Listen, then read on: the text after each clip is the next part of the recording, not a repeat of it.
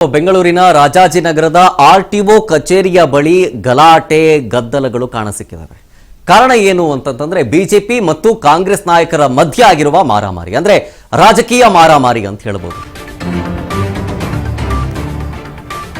ಈ ಗದ್ದಲದ ಸಂದರ್ಭದಲ್ಲಿ ಬಿಜೆಪಿ ಶಾಸಕರಾಗಿರೋ ಸುರೇಶ್ ಕುಮಾರ್ ಅವರಿಗೆ ಮುತ್ತಿಗೆ ಹಾಕುವುದಕ್ಕೂ ಪ್ರಯತ್ನ ಪಟ್ಟಿದ್ದಾರೆ.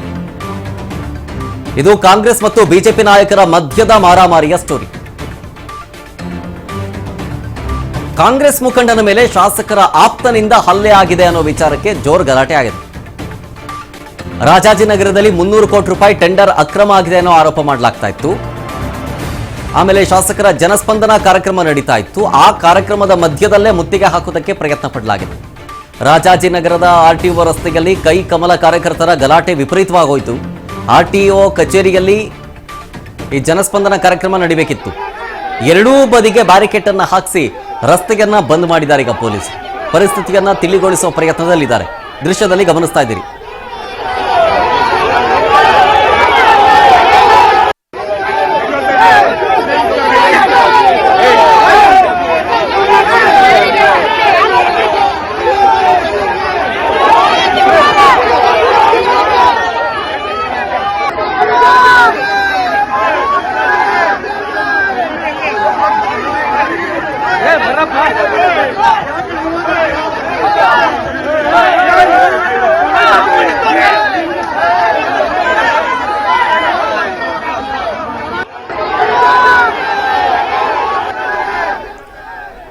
ಇವತ್ತು ರಾಜಾಜಿನಗರದಲ್ಲಿ ಶಾಸಕರಾದಂಥ ಸುರೇಶ್ ಕುಮಾರ್ ಅವರದ್ದು ಒಂದು ಜನಸ್ಪಂದನ ಕಾರ್ಯಕ್ರಮ ಇತ್ತು.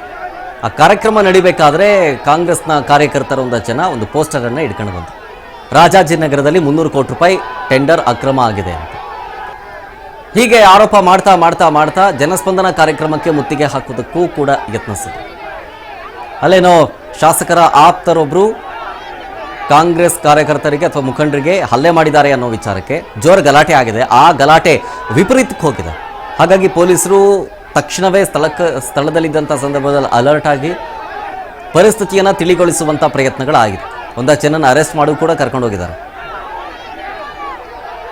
ಇದು ಕಾಂಗ್ರೆಸ್ ಮತ್ತು ಬಿಜೆಪಿ ನಾಯಕರ ಮಧ್ಯೆ ಆಗಿರುವ ಮಾರಾಮಾರಿ. ಒಂದು ಪ್ರತಿಭಟನೆಯಾಗಿ ಉಳಿಲಿಲ್ಲ. ಒಂದು ಆರೋಪವನ್ನು ಯಾವ ರೀತಿಯ ಪ್ರತಿಭಟನೆ ಮಾಡಿ ಅದನ್ನು ತೋರಿಸುವಂಥ ಪ್ರಯತ್ನ ಆಗ್ತಿತ್ತು, ಅದು ಗಲಾಟೆಗೆ ಟರ್ನ್ ಆಗಿದೆ. ಕೈ ಮಿಲಾಯಿಸುವ ಹಂತಕ್ಕೆ ಹೋಗಿದೆ. ಸೊ ಇದನ್ನು ಪಬ್ಲಿಕ್ ನ್ಯೂಸೆನ್ಸ್ ಅನ್ನೋ ಅಡಿಯಲ್ಲಿ ಒಂದಷ್ಟು ಜನನ ಅರೆಸ್ಟ್ ಕೂಡ ಮಾಡಲಾಗಿದೆ.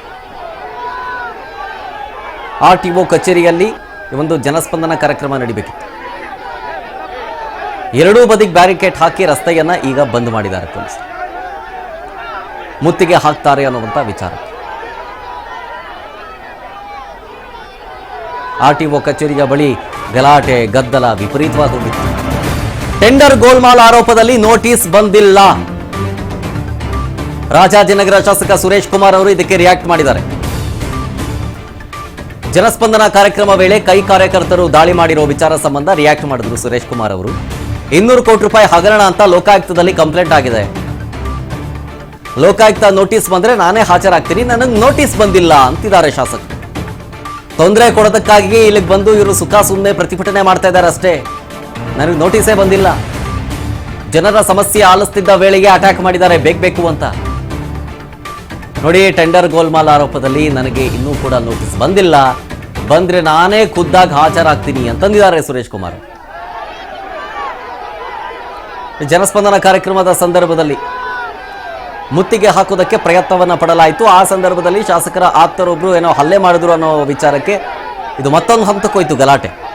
ಗಲಾಟೆ ಗದ್ದಲ ಕೈ ಮಿಲಾಯಿಸುವ ಹಂತಕ್ಕೆ ಹೋಯ್ತು. ನೋಡಿ, ಸ್ಥಳಕ್ಕೆ ಪೊಲೀಸರು ಬಂದು ಪರಿಸ್ಥಿತಿಯನ್ನ ತಿಳಿಗೊಳಿಸಿದ್ರು. ಅದಾದ್ಮೇಲೆ ಶಾಸಕರು ಮಾತನಾಡೋದಕ್ಕೆ ಸಿಕ್ಕ ಸಂದರ್ಭದಲ್ಲಿ ಅವರು ಹೇಳಿದ್ದಿಷ್ಟೇ, ಲೋಕಾಯುಕ್ತದಲ್ಲಿ 200 ಕೋಟಿ ಅಂತ ಕಂಪ್ಲೇಂಟ್ ಆಗಿದೆ, ನನಗಿನ್ನ ನೋಟಿಸ್ ಬಂದಿಲ್ಲ.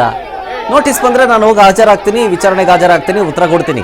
ಆದರೆ ಇವರು ಈಗ ಬಂದಿದ್ದಾರಲ್ಲ, ಜನಸ್ಪಂದನ ಕಾರ್ಯಕ್ರಮದ ವೇಳೆ ಜನರ ಸಮಸ್ಯೆಯನ್ನು ಆಲಿಸೋ ನಿಟ್ಟಿನಲ್ಲಿ ನಾನು ಕೆಲಸ ಮಾಡ್ತಾ ಇದ್ರೆ ಇವರು ಬೇಕು ಅಂತ ಬಂದು ಗಲಾಟೆ ಮಾಡಿದ್ದಾರೆ ಅನ್ನೋ ಆರೋಪವನ್ನು ಶಾಸಕರು ಮಾಡ್ತಿದ್ದಾರೆ.